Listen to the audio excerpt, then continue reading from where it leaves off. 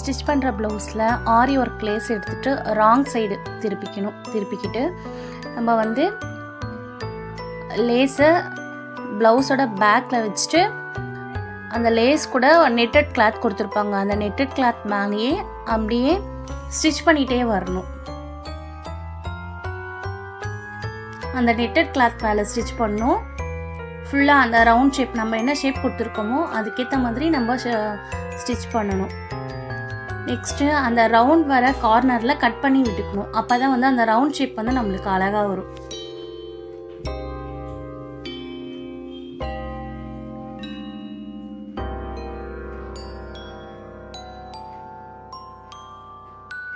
அந்த ரவுண்ட் வர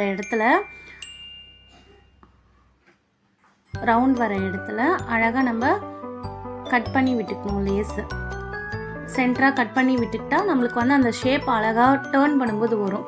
இப்போ எக்ஸ்ட்ரா இருக்க அந்த நெட்டட் கிளாத்தில் நம்ம கட் பண்ணிக்கணும்.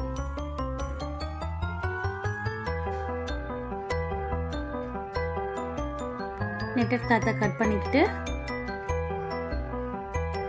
நெக்ஸ்ட்டு எந்த இடத்துலலாம் நம்மளுக்கு ஷேப் வேணுமோ அங்கெல்லாம் வந்து நம்ம அந்த லேஸை கட் பண்ணி விட்டுட்டு D7000 அதை வச்சு நம்ம இப்போ அட்டாச் பண்ண போகிறோம். ஃபுல்லாக எல்லாத்துக்கும் அப்ளை பண்ணிடணும். அந்த லேஸ் ஃபுல்லாக அப்ளை பண்ணிடணும். கிளாத்தில் அப்ளை பண்ணக்கூடாது, லேஸில் தான் இதை அப்ளை பண்ணணும். இது ஃபுல்லாக அப்ளை பண்ணிவிட்டு ஒரு 5 மினிட்ஸ் வந்து ட்ரை ஆக விட்டுடணும். அது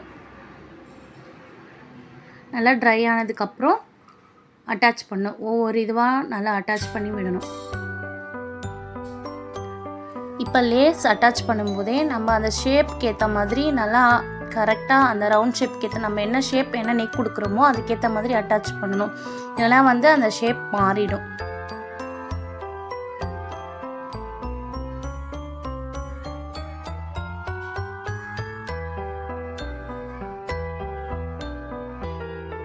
இப்போ ஃபுல்லாக அட்டாச் பண்ணியாச்சு. இப்போ இது